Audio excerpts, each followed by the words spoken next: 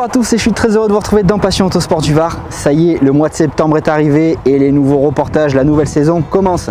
Donc aujourd'hui, mon invité Serge va nous présenter une superbe Chevrolet Impala. C'est un grand plaisir de le recevoir dans Passion Autosport du Var, d'autant plus qu'il va ouvrir le bal avec ce premier reportage de la saison. Et puis moi, je vais animer les reportages comme on a l'habitude de le faire, comme vous avez l'habitude de les aimer. Et c'est à chaque fois le même plaisir de vous les faire partager. Allez, c'est parti, on reçoit Serge avec son Chevrolet Impala.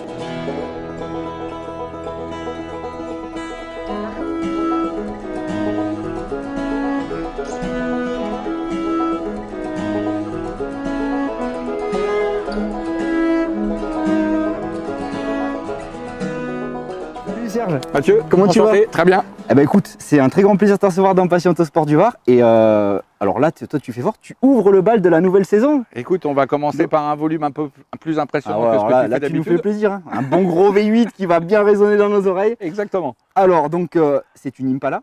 C'est une Impala de 65. Alors parle-nous un peu, avant de nous parler vraiment de ce modèle, c'est des voitures qui sont hors normes, démesurées. Celle-là, elle a le look vraiment à l'américaine dans toute sa splendeur. Comment t'es venue la passion? La passion, elle m'est venue vraiment tout petit. J'étais depuis gamin passionné de Corvette. Et puis le jour où j'ai eu le budget pour acheter une voiture américaine, je me suis dit, je ne peux pas acheter une voiture de 2 places. Il faut que je le partage avec des amis. Donc j'ai cherché une voiture où on pouvait monter à 6. Et je suis tombé sur ce modèle il y a 2 ans. Et j'ai craqué.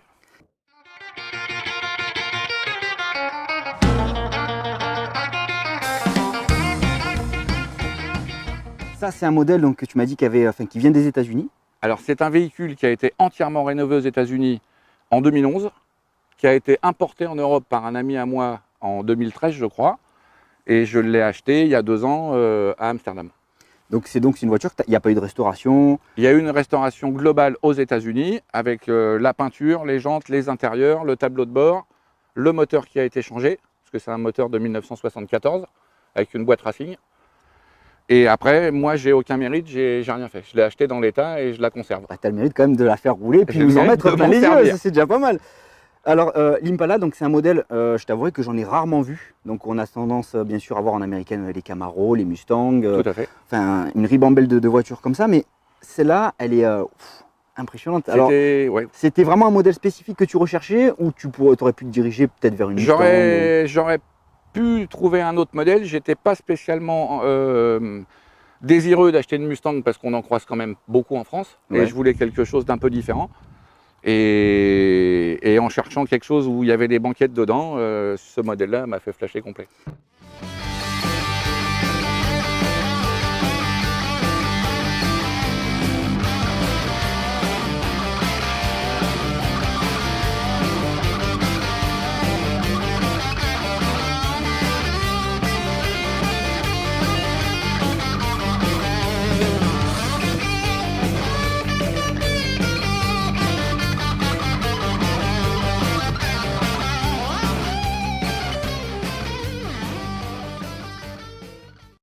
C'est ta première américaine? C'est ma première américaine. Il y en aura d'autres ou c'est ton petit bébé? Je crois que je vais garder celle-là. Bon, ce qu'on fait Serge, on va maintenant se pencher vraiment sur le modèle et on va faire comme mes petites habitudes, hein. Je vais faire le tour avec ma petite caméra, on va scruter cette superbe Impala, tu vas nous détailler donc pourquoi les jantes comme si, vraiment les spécificités de ce véhicule, on va voir un peu bien sûr la caractéristique d'une américaine. Il y a un moteur dedans. C'est les gros ballons là, boum, que ça ronronne et puis après tu m'emmèneras faire un petit tour. Avec plaisir. Alors on n'est pas sur la route 66 mais Non mais c'est aussi beau la Provence. c'est la que petite route 66 de la C'est un Provence, peu quoi. moins large. Allez, on y va. On commence par le moulin. La surprise. On va prendre ça pour pas se prendre le capot sur la tête. Donc ça c'est un Big Block V8 forcément, 7 litres 4 de 1974 qui développe à peu près 450 chevaux. Donc il y a une pompe à essence, il y a un allumage électronique au lait, il y a un gros carbu Rochester quadruple corps pour une consommation pas déraisonnable pour la puissance. Après, joker. Donc la calandre de la voiture tout à fait d'origine, si ce n'est qu'elle a été peinte dans une couleur assez sympa, donc ça change un peu des chromes d'origine. Ça va rester comme ça pour l'instant, on verra si ça me prend de refaire un peu de chrome dessus, mais pour l'instant je trouve ça sympa. Une très belle peinture aérographe sur le capot, avec un kit carrosserie Chevrolet. Je suis pas fan des têtes de mort, mais le dessin est tellement bien fait que ça va rester ça. Puis de toute façon, c'est pas une voiture que je veux modifier. Ensuite, on a sur l'avant des jantes en 20 pouces avec des pneus taille basse. Donc pas très confortable à rouler, mais très joli à l'œil, donc c'est sympa, ça reste comme ça.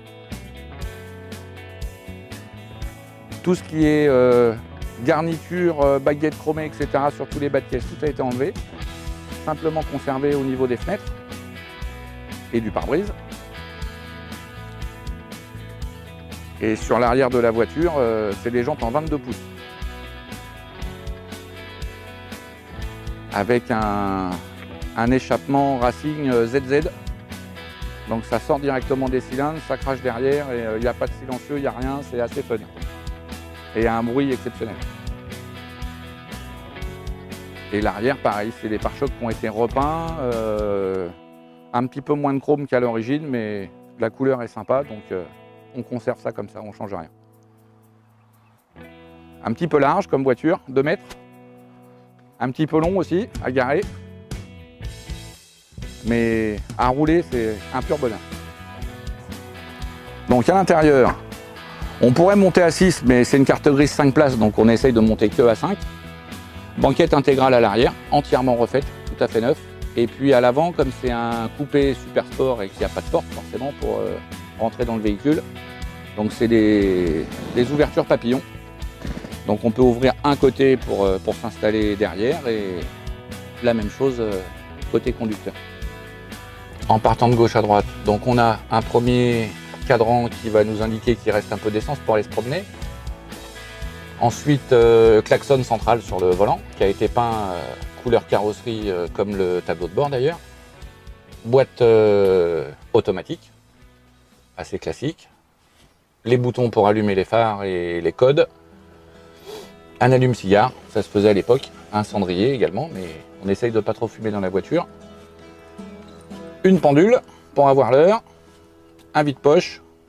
Et ensuite la ventilation et quelques manos qui ont été rajoutés. Pression d'huile, température d'eau. Et un compresseur que je te montrerai après qui est dans le coffre pour le réglage de la hauteur de caisse au niveau des suspensions. Voilà ce que tu vas trouver à l'avant du véhicule. Donc dans le coffre, on va trouver un petit peu de son. Mais bon, vu la qualité des pots d'échappement, c'est pas quelque chose que j'utilise beaucoup, mais bon, voilà, c'est là. Et après, donc au fond, tu vas trouver des compresseurs d'air avec une bouteille. Et ça me sert à régler les boudins d'air, en fait, qui remplacent les ressorts pour pouvoir faire des réglages de hauteur de caisse sur la voiture. En expo, on peut la mettre à ras du sol et pour rouler, on met un peu de pression pour que ce soit confortable. Ça prend un petit peu de place, mais c'est pas une voiture pour partir en voyage, donc c'est pas gênant.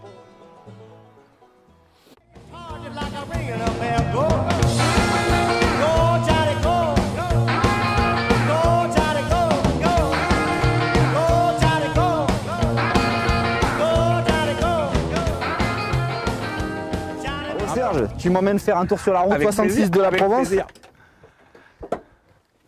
Ah, eh ben, dis donc. Eh gars, c'est un vrai canapé là-dedans. Oui. Ah, on est bien là.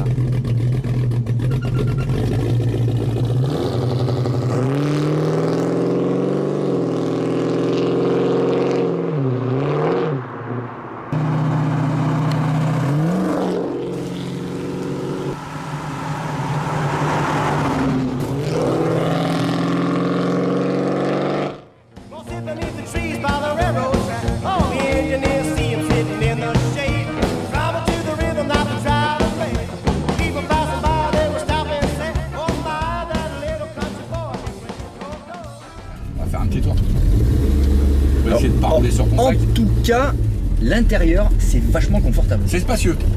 C'est spacieux. On a de la place pour les jambes. Alors, il y avait des ceintures. Non, il n'y a pas de ceinture à l'époque. Alors, tu as des ceintures type aviation, on pourrait dire.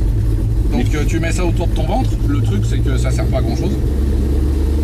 Donc le mieux, c'est de rouler light et puis d'éviter. Après, il faut savoir, comme tout type de voiture un peu de ces années, le freinage, il faut l'anticiper par le Minitel, dire attention au freinage.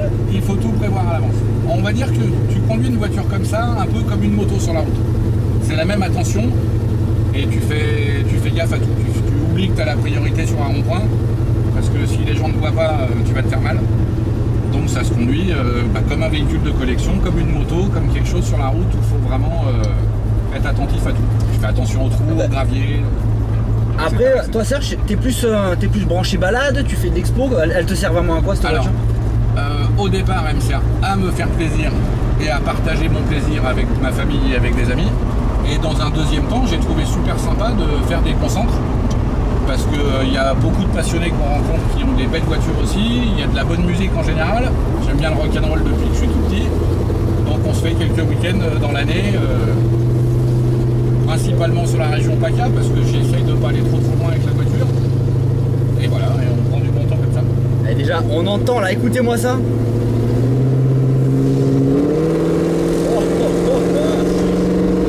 Oh, ça dépote en plus.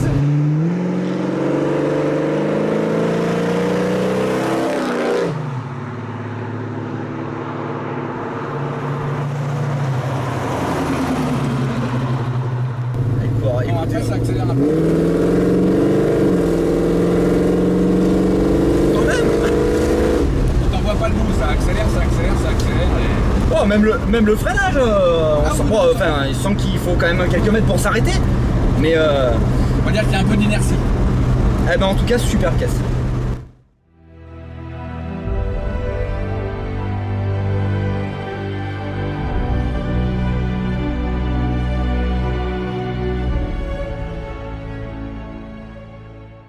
Donc en tout cas, merci d'avoir répondu à mon invitation. Ça a été vraiment un grand plaisir de te recevoir.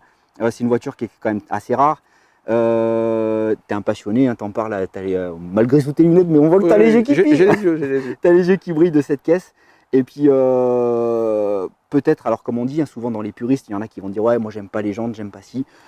On peut pas plaire à tout le monde. Le principal, Voilà. c'est que toi, elle te plaise et que tu en fasses un bon usage et puis que tu nous fasses rêver sur les bords des routes. Tout à fait. Le préparateur s'est fait plaisir, il m'a fait plaisir, c'est pour ça que je l'ai acheté. Ah, ça doit être un pur plaisir. Et le bruit. Que du bonheur. Ah, c'est du vroom vroom. En tout cas, merci d'avoir suivi ce reportage dans Passion Autosport du Var. Donc la nouvelle saison a commencé, Serge a ouvert le bal et je vous garantis que cette année, ça va envoyer du pâté. Allez, à bientôt, merci.